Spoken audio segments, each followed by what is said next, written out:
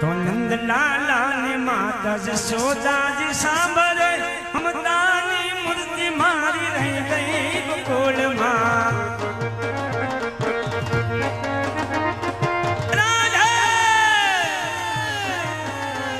નંદલાલા ને માતા જશોદા